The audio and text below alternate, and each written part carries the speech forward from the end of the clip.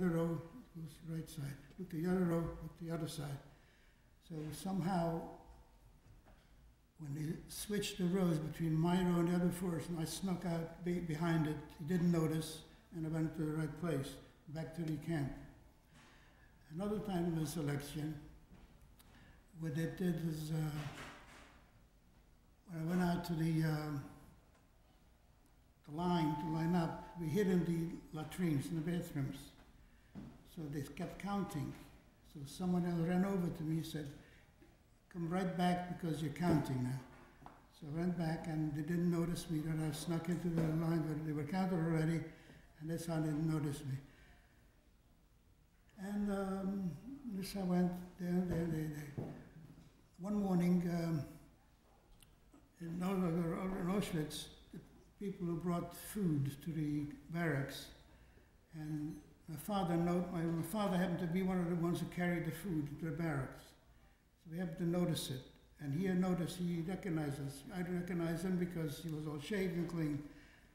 And before, my father was before in the town of Lunka, he was the sheikh, the Meltzerek, the chazan, the Baltfila, the rabbi, all those.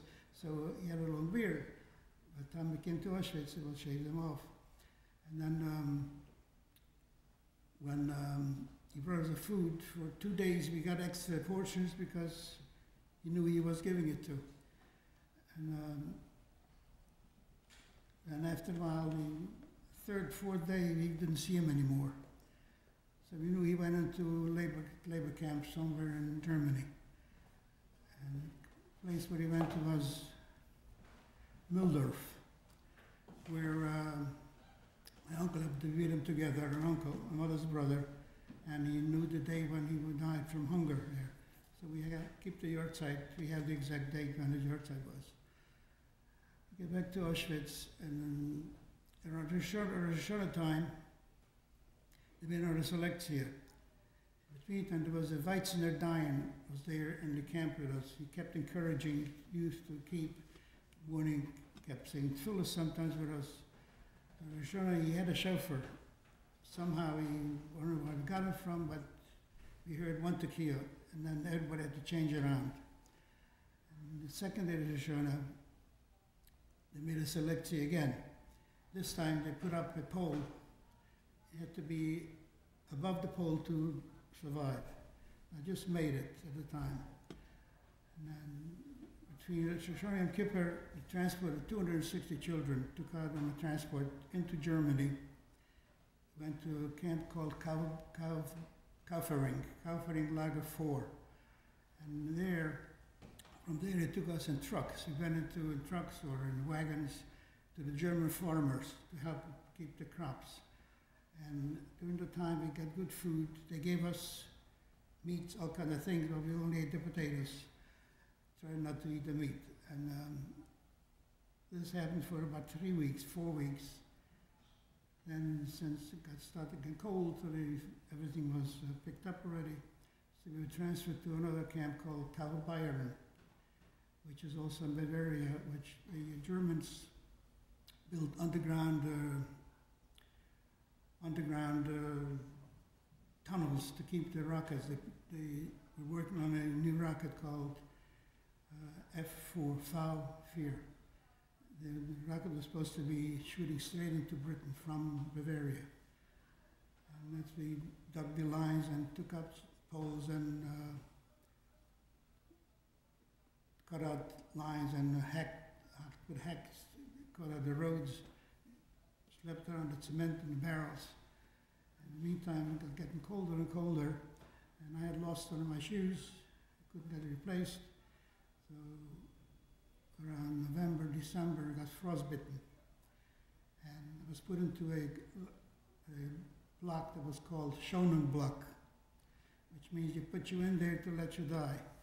No treatments, anything. So there also we had the bunk beds, and 2, 3 boys were curled together so we keep warm. As nights went by, days went by, one of the boys I was lying with died, or was cold at night, felt cold in the middle of the night, so I looked up and he was died. I went into another bunk. Meantime, this boy who I knew was from the town of Krasna, and I knew the parents and they knew my grandparents. So I told, after liberation, I told his family that he died there. I didn't know the exact date, but I know he died in camp there. This was about mid-December, and it was transferred from one bed to the other.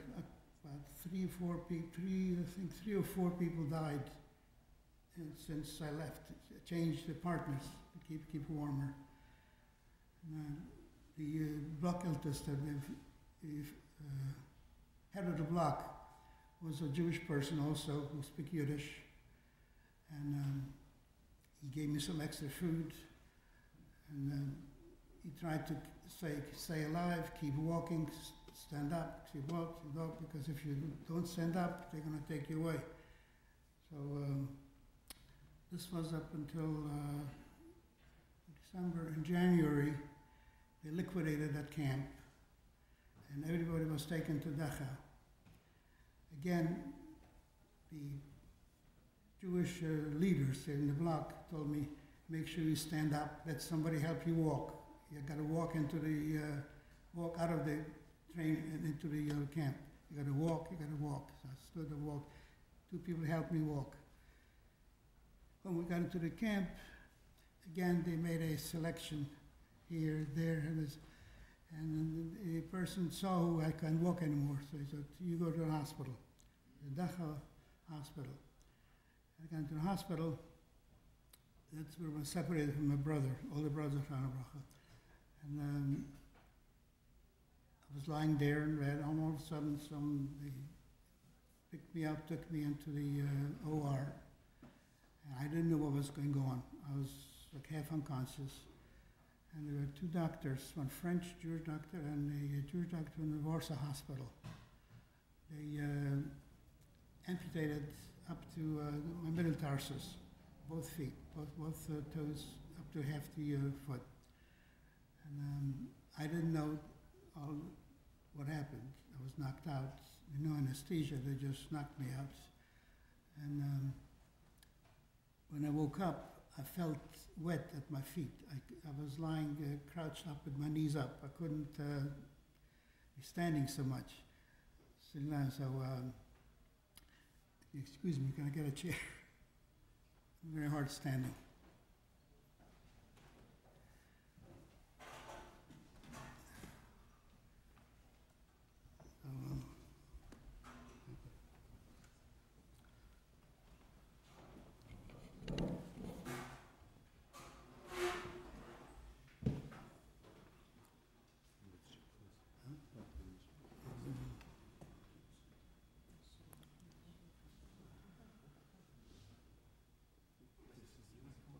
No?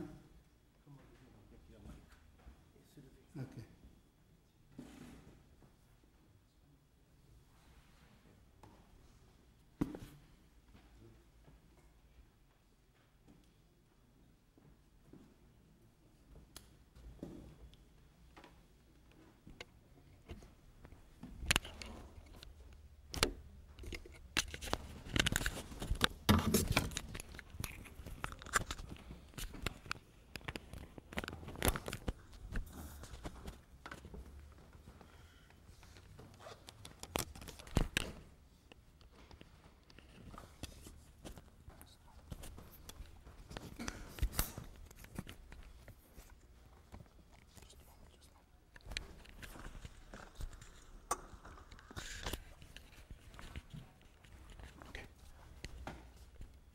And the children in the hospital.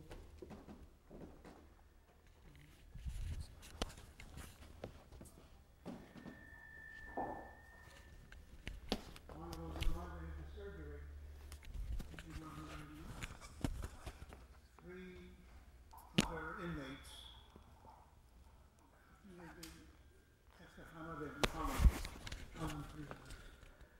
Blood transfusion right after surgery. Out from the inmate, one bed, out another bed, had to mix it up and we had blood transfusions 3 times. And some medical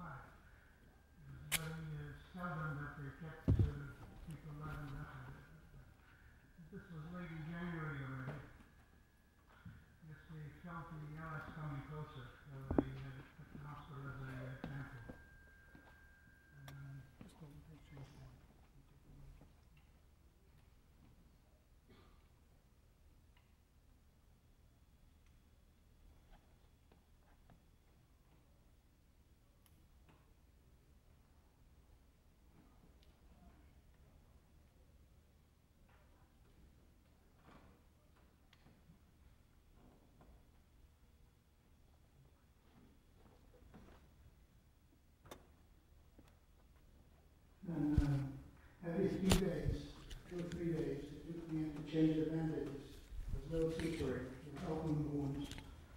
And I started screaming. Two people held me down. Doctor changed the bandage. This was a couple of weeks.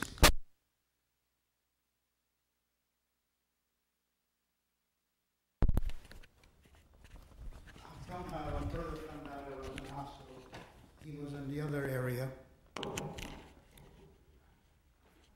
And somehow we got together, brother and I were in one bed next to the other in the hospital.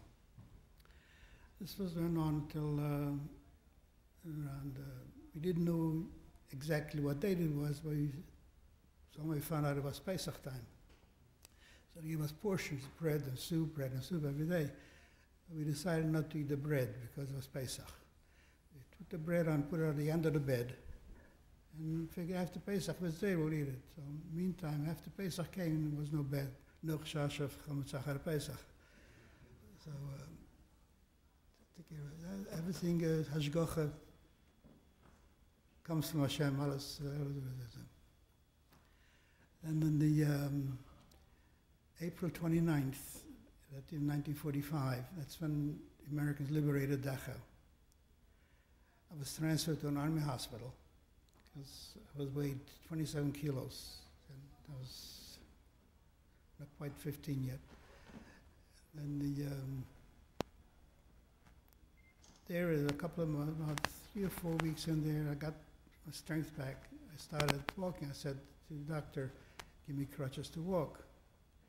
He said, you stand up straight, no crutches. If you get crutches now, you'll never be able to walk again. So I listened to the doctor, and that's why I'm walking with Hashem's help. And then after a couple of months in the army hospital, I was transferred into Feldafing, which was a DP camp. And the Klozmer Rebbe was there at the time. And Eisenhower came to visit the camp with the hospital. The Klozmer Rebbe took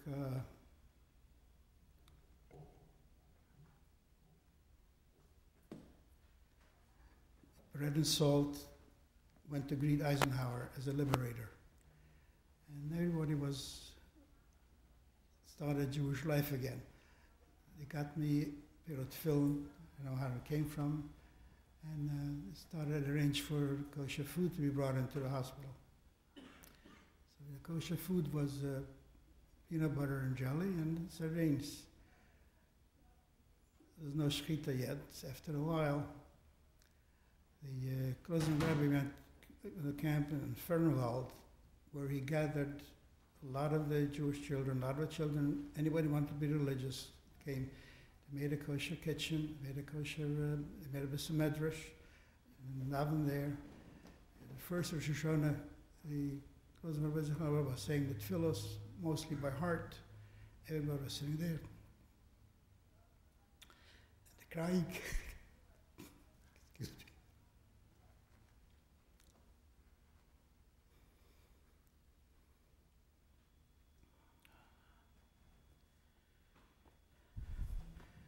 After a while,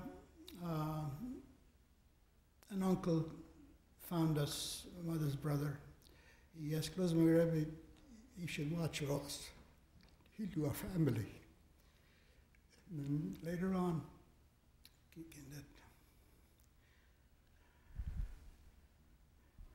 the Krasnerov, was my grandfather's brother, came to a DP camp, Landsberg. So all his nephews, nieces gathered to his house. We lived there for a while. And he opened a strict yeshiva there, and we learned a couple of Gerer Bacharim there, Gerer Hasidim Bacharim. And that's where we were in Canada. And then I say, but the Klozmer Rebbe back in Fernwald, when he gathered the people, someone came over, they wanted to get married. He told the girl, if you promise put on a shaitel, promise a ben zocher. So a couple of people asked, so the Mekarom asked him, how can you say that? This is nicht. He said, if not, I'm not a Rebbe, but meantime she has a shaitel on. And there's Geverge Jews. And also, There was one girl came, the Rebbe gave her socks. She didn't have socks to get married, so gave her socks. And they say when the Rebbe was nifter, the children were saying shiva. This lady brought the socks, gave it to the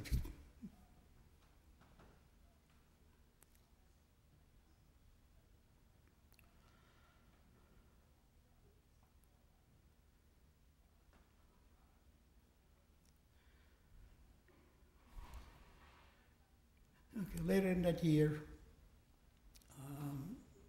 Krasnodar went back to Europe, and we were in Landsberg, so we registered with the UNRWA to come to America or to go to Israel. Whichever came first, we decided to go. Brother and I were together.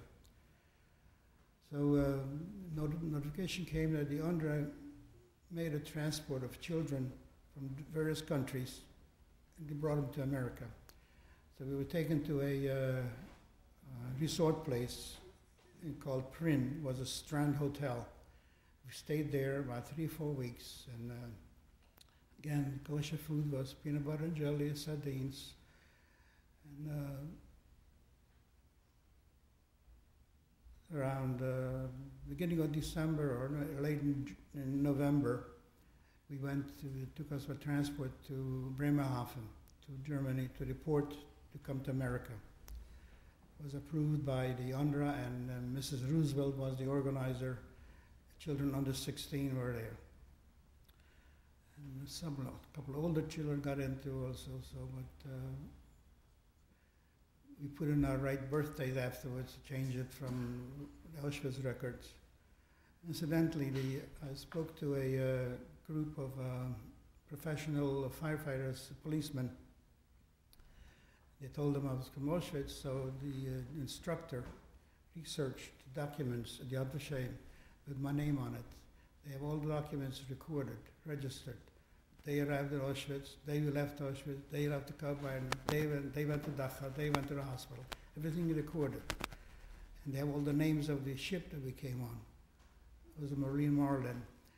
When we arrived in Bremen, the Klosenberg was there already to come with the same ship. So that's when we met again at Klosenberg. And when we left Germany, there was a question of leaving on Shabbos afternoon by train or waiting for the next transport, which you never know when it came. So we decided, a group of children, about 10, 11 religious children, we talked to a Rav in the town there. He said, go under the train. He said, about going on the train was no issue, but going Chesed, the railroads were higher than the Tfochem, so there was no Tchim Malman. So we arrived in Bremerhaven. So we came to the Rebbe. He said, I don't know if I can give you Shalom Aleichem. You left Shabbos. So we were joking about it, but then he said we did the right thing to be there. And at the time there was a ship strike in the United States. So the two ships that were transporting refugees back to the United States were on strike then. We were about almost a month there. And on December 10 or 11, we got onto the ship Marine Marlin. And we arrived in the United States on December 26th, which was the 5th day of Hanukkah, Erev Shabbos. On the ship, again, the kosher food was peanut butter jelly, sardines. There was a Jewish person from Greece who was the cook, the baker. So somehow the Rebbe got to him, arranged with him to bake every morning before he bakes, to bake a few flat cakes, like pretzels, before they mix up the oven with the lard or whatever they have on there. So we had the bread, we had the peanut butter and jelly. Thank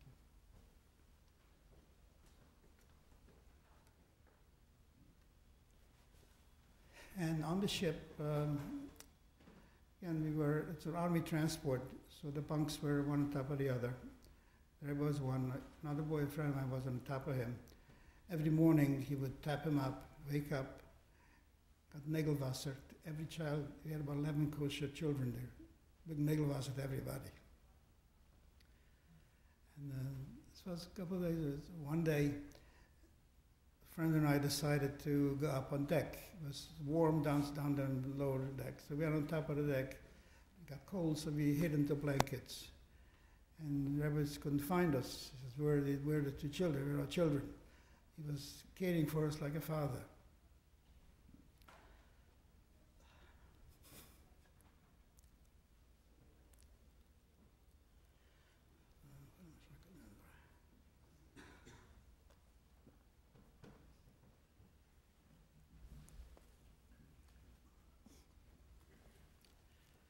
So finally they found us on deck. He says, you foolish kids, what are you doing here? You came up for air and you're wrapped in blankets, nobody can see you. What kind of air do you get up here? Anyway, so we didn't do it again. We arrived December 26th into Manhattan. The rabbi had arranged ahead of time. We were taken, they went to the Williamsburg, they had built a building, built a building. They had bought a building there already, and they had set up. But we couldn't get out because we were under the children's care. So we were in a children's home in the Bronx. The rabbi arranged with two families, the Rosenberg family and two brother Rosenbergs and Hirschfeld, I think it was. The brother-in-law, they brought kosher food to the kinderheim for us, about 11 kosher kids there. So the boys came dressed in leather jackets, caps. We didn't know who they were. We didn't know in advance that Rabbi arranged the food. So they brought challah, fish, and chicken. So we ate the challah and the fish. Chicken. We didn't even know who the people were. The next morning, the boys came to get us to go to shul. We go to shul to see the Mishpacha family. Yiddish families. The Rosenberg brothers, they were in the diamond business. And it was a Rav Tumim, was a shul in the Bronx, in Jerome Avenue area. So we went to the shul, and lunchtime, the showers were joined already. Back to the kinderheim for Shulas, we went back. And by Sunday morning, the rabbi had arranged for us to release us to his care. He had to sign some papers and everything like that. And the under was supporting for a while, but then the joint he took over to support the children. So every child got a stipend every week. So ours was given to the yeshiva because they took care of us.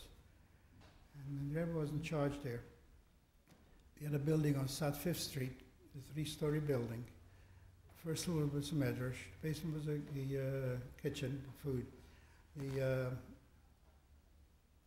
second floor was the rabbi's room. He had a room, a small room for himself, and then a little office. And the third floor, we had a dormitory. We had about 10, 12 kids sleeping there. And every night the rabbi would call, "Are you all taken care of? You're sleeping, all that?" We would go by this room. He would say, "Make sure everybody goes up there," and that's how we were.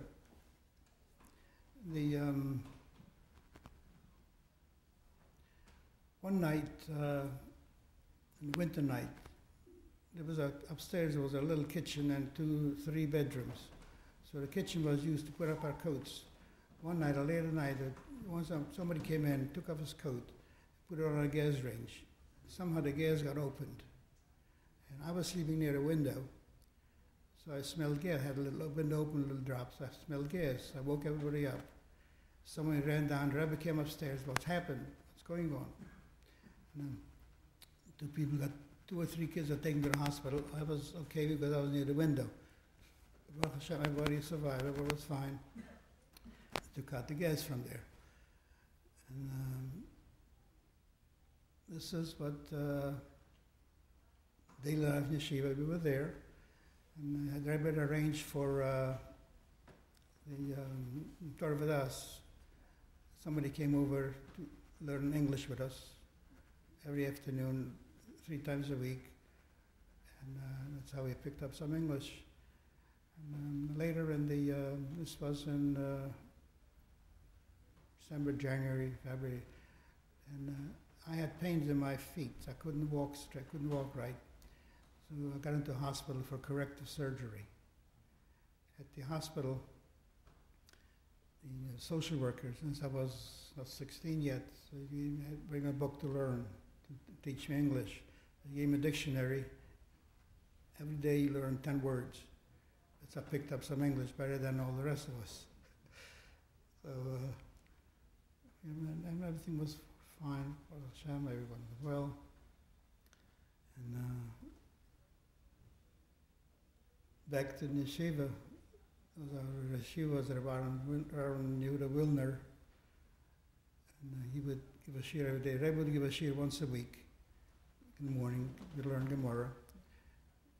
Afternoon, he would say, you should learn on your own Chumash Rasha. And he would for hair every day, every week, a couple of boys he would for hair.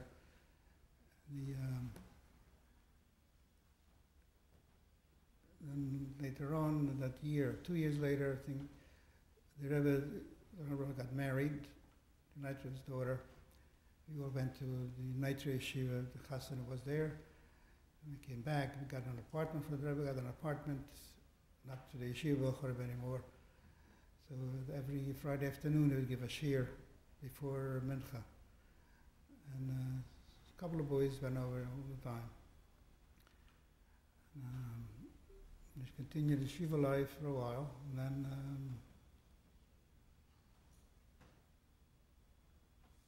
end of the story.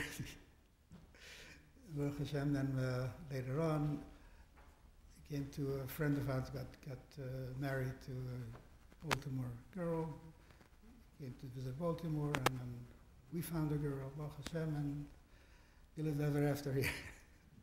Baruch Hashem provided us with a family, mishpacha, to make up for all the loss.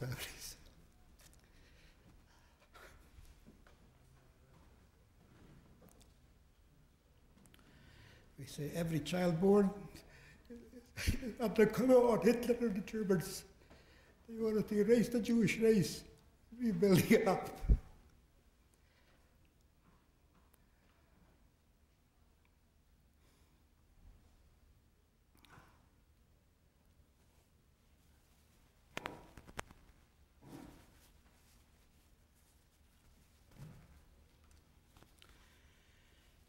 Thank you for listening, and thank you for my apology. I had to sit down, but I couldn't do longer standing. I can't do it now. Still do it now.